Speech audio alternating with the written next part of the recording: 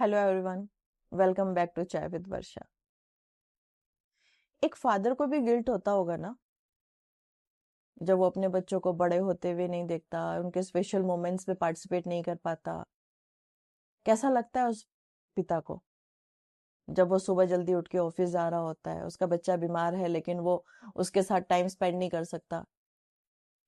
उसका स्पेशल कोई मोमेंट है, उसके स्कूल में कोई फंक्शन है, मिस कर देता है। कैसी फीलिंग होती होगी उसको, कितना गिल्ट लगता होगा उसको। लेकिन हम एक पिता के गिल्ट को कभी समझ ही नहीं पाते, ना ही हम उस पर ध्यान देते हैं। समझना तो बहुत दूर की बात है। क्या कभी हमने ध्यान दिया एक पिता कैसा फील करता होगा?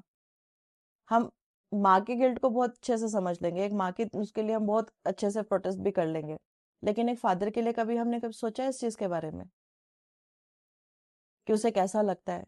उसके बच्चे ने पहला कदम जब रखा, वो उस मोमेंट को मिस कर गया। उसके बेटे के पहली परफॉर्मेंस थी स्कूल में, वो उसको मिस कर देता है। और ये तो तब हो गया कि अगर फादर सुबह जाके और शाम को घर आ जाता है। उस केस में क्या, जहाँ पे फादर दूसरी जगह जाके रह रहा है, उन पेरेंट्स का क्या? आप उन फादर के बारे में सोचिए जो आर्मी में है। उसका बच्चा कब बड़ा हो जाता है उनको बेचारों को पता ही नहीं चलता। गए तो कई महीने में, 3 4 5 कितने महीने में छुट्टी आएंगे। कितने स्पेशल मोमेंट्स वो मिस करते होंगे अपने बच्चों के। वीडियो कॉल्स हो गई हैं, लेकिन क्या वीडियो कॉल्स पे वो सारी फीलिंग्स वो समझ पाएंगे? वो उस पल को एंजॉय कर पाएंगे? वो बस एक सांत्वना देना हो गया। होता है कि नहीं होता है? कैसा लगता होगा उस पिता को, और कितना मजबूर होगा वो वहां बॉर्डर पे है, लेकिन यहाँ पेरेंट्स को, डॉक्टर को दिखाना है। वो उनके साथ नहीं जा सकता, मेडिसिन लानी है, वो सब काम नहीं कर सकता। क्यों? क्योंकि उसे घर संभालना है। अपनी इतनी रिस्पॉन्सिबिलिटीज के नीचे वो बेचारा इतना दबा हुआ है कि वो जो अपने और पल होते हैं, अपने एंजॉयमेंट के पल्स होते हैं, या उसके खास पल होते हैं बच्चों के साथ, पेरेंट्स के साथ, वाइफ के साथ, अपने ब्रदर सिस्टर्स के साथ, कितनी चीजों को मिस करता है। कैसा लगता होगा? मैंने भी कई बार देखा है, जब मेरे हस्बैंड ऑफिस से आते हैं, कितनी बार ऐसा हुआ है कि बच्चे ने कुछ स्पेशल बना के रखा हुआ है फादर के लिए, लेकिन जब तक फादर आए बच्चा सो गया। सुबह जब वो ऑफिस जा रहे हैं, बच्चा सो रहा है। बहुत खराब लगता है, बहुत बुरा लगता है। एक माँ जब चाहे अपनी जॉब छोड़ के घर बैठ सकती है, लेकिन क्या एक बाप ऐसा कर सकता है? ये ख्याल आने से पहले ही वो बेचारा कितने, पता नहीं कितनी चीजों के बारे में सोचेगा। कभी नहीं कर सकता। अगर कर लेगा तो घर कौन चलाएगा? हर चीज के लिए उसे सोचना पड़ेगा। तो अल्टीमेटली सेक्रीफाइस एक फादर ही करता है।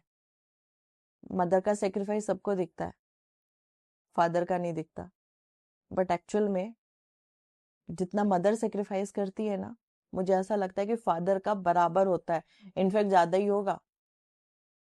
फिजिकल काम में हम कह सकते हैं कि मदर घर का थोड़ा एक्स्ट्रा कर रही होगी, लेकिन एक मेंटल लोड जितना एक फादर ले रहा होता है, उतनी मदर नहीं लेती।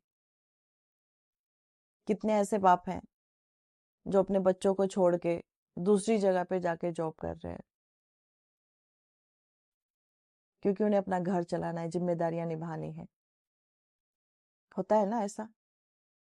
बचपन से ही लड़कों को सिखाया जाता है कि उन्हें दर्द नहीं होता।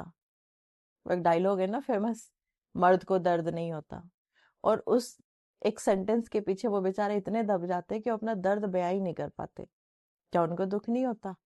उनको भी रोना आता है, लेकिन वो अपने उस दर्द को, उस रोने को अंदर दबा लेते हैं। कोई ट्रेजेडी भी होती है ना, तो एक फादर अपने उस दर्द को भी छुपा लेता है। आंसू आ भी रहे होंगे ना, तो किसी के सामने बेचारा रो नहीं सकता। क्यों? क्योंकि अगर आंसू बाहर आ गए तो कमजोर हो जाएगा, सबको लगेगा कि ये तो बहुत कमजोर आदमी है। इसलिए वो अपने दर्द को, अपने गिल्ट को, हर चीज को अपने अंदर दबा लेता है। और एक माँ, थोड़ा कुछ नहीं हुआ कि वो रो के अपना दर्द निकाल लेगी। गिल्ट हो रहा है तो कह के निकाल लेगी, रो लेगी। लेकिन बेचारा पिता, वो तो ना रो पाता है ना कुछ कह पाता है। वो कैसे अपने दर्द को कम करे? क्यों हमने उनको इतने स्ट्रॉन्ग उसमें बाउंडेशंस में बांध दिया कि एक लड़का हो के आप रो नहीं सकते हो, अपने गिल्ट फील नहीं कर सकते हो, किसी से बयान नहीं कर सकते हो उस दर्द को? ऐसा क्यों है? क्यों हम उनकी फीलिंग्स को नहीं समझ पाते? आप अपने घर में ही देख लीजिए, चाहे आपके हस्बैंड हो, आपके फादर हो, आपका ब्रदर हो, कोई भी है जो भी वर्किंग है, पूछ के देखिए जरा उनसे कि कैसा लगता है उनको। क्या उनको दर्द नहीं है? क्या उनको गिल्ट नहीं होता? बहुत होता है।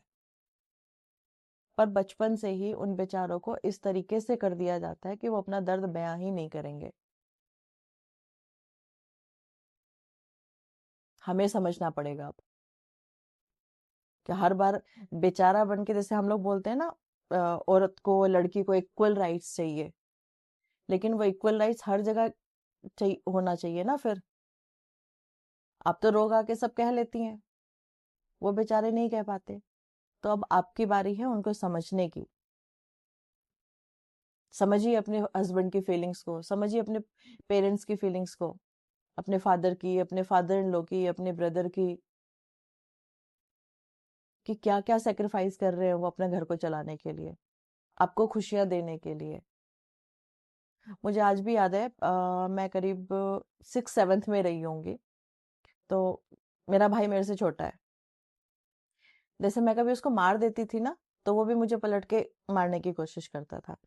अब मेरे पेरेंट्स ने, ऑल्दो वो ये सिखाने की कोशिश कर रहे थे कि छोटा बड़े को नहीं मारता है, तो उन्होंने उसके लिए तरीका अलग आजमाया, लेकिन जो वर्ड्स थे वो पता है क्या थे?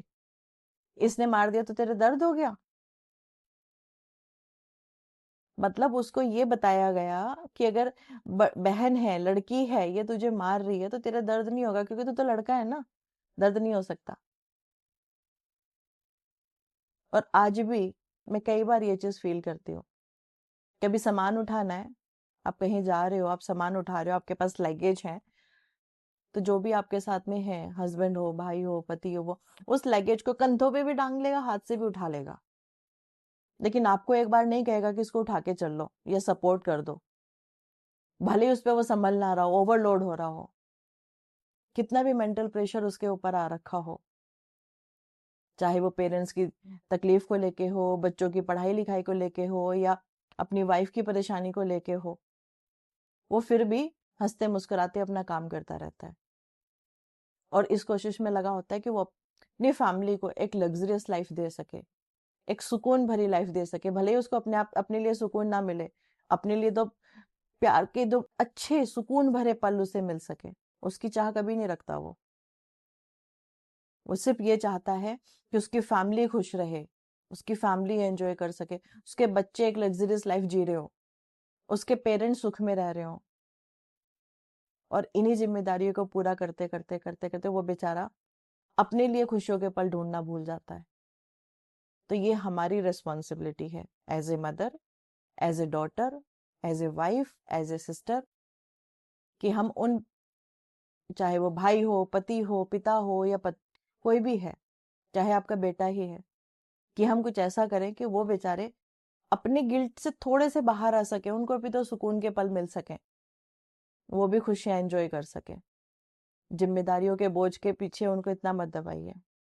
क्या चाहता है एक पति, एक पिता या भाई? जब वो घर आए, उसे एक अच्छे से चाय मिल जाए, घर में सुख शांति हो, लड़ाई झगड़ा ना हो रहा हो, शिकायतें ना हो रही हो। तो कोशिश करिए घर का माहौल इतना खुशनुमा रहे, शांतिपूर्ण रहे, चाहे वो आपकी तरफ से है, चाहे वो बच्चों की तरफ से है, चाहे वो इन लॉज की तरफ से है, चाहे वो सोसाइटी या किसी रिलेटिव की वजह से है। उन सब का प्रेशर उस बेचारे आदमी पे ना जाए, क्योंकि ऑलरेडी वो बहुत कुछ झेल रहा होता है। दुनिया भर की ऑफिस की टेंशन होती है जो उसे टाइमली खत्म करनी है, दुनिया भर की चीजें वो ऑफिस में सुनता है, लेकिन कभी आके आपको नहीं बताता कि आज मुझे बॉस ने इस चीज के लिए डांटा, या मेरे बॉस ने इतना डेडलाइन मुझे ऐसे सेट कर दी है जो नहीं हो सकती है, बट मुझे करना पड़ेगा। वो फिर भी कर रहा होता है। तो ये हमारी जिम्मेदारी है, हमें करना है, एंड आई एम श्योर आप लोग ये करेंगे, as a wife, as a sister, as a mother, as a daughter. ये अब हमारी बारी है कि हम उन्हें एटलीस्ट वो पीस दें कि घर वो जब आए ना तो उसको सुकून के पल मिले, खुशियों भरे पल मिले, वो घर आके रेस्ट कर सके, अपने बच्चों के साथ कुछ शांतिपूर्ण अच्छे पल बिता सके, अपने पेरेंट्स के साथ बैठ के अच्छे पल बिता सके। कितनी बार तो मेन कारण ये भी हो जाता है लड़ाई का, वाइफ पति घर में घुसा, वाइफ ने शिकायतें शुरू कर दी, बेटा घर में घुसा, माँ ने शिकायतें शुरू कर दी, आज बहू ने ये कर दिया, आज बहू ने ऐसे कर दिया। कभी बहू ने शिकायत शुरू कर दी कि आज तुम्हारी मम्मी ने ऐसे किया, आज तुम्हारी मम्मी। क्यों हम उसी एरा में जी रहे हैं? क्या हम इन सब परेशानियों का सॉल्यूशन नहीं निकाल सकते? अगर आप घर में खुशी से रहेंगे, बच्चों के साथ खुश रखिए, इन लॉज के साथ खुश रहिए, और उस बेचारे इंसान को भी खुश रहने दीजिए। बहुत सह रहा है, बहुत कर रहा है, तो उसके लिए जब भी आए, आते ही उसको एक स्माइल दीजिए, चाहे वो किसी भी रूप में, आप वाइफ हैं तब भी, एक मदर है तब भी, बहन है तब भी, बेटी है तब भी। वाई खुश हो, शांति से कप पिए और चाय पी के एटलीस्ट वो अपनी थकान मिटा सके, आप लोग के साथ अपना डिनर एंजॉय कर सके। कोशिश करिए उसको वो छोटे छोटे पल देने की जिनको वो मिस कर रहा है किसी भी कारण से। अगर वो पूरा भी एंजॉय नहीं कर पा रहा ना, तो कम से कम इतना तो हम कर सकते हैं कि कुछ पल उसके लाइफ में हम डाल सकें, ताकि उसका गिल्ट जो अंदर है वो थोड़ा सा कम हो सके। कर सकते हैं ना ये? तो चलिए फ्रेंड्स, आज से हमारा टास्क यही है कि एटलीस्ट हम, चाहे वो पति हो, फादर हो, बेटा हो, भाई हो, इस गिल्ट से उनसे थोड़ा बाहर निकालते हैं और कुछ उनके लिए अच्छा करते हैं, ताकि वो खुश रह सके, थोड़े से टेंशन फ्री रह सके, अपनी लाइफ को एंजॉय कर सके।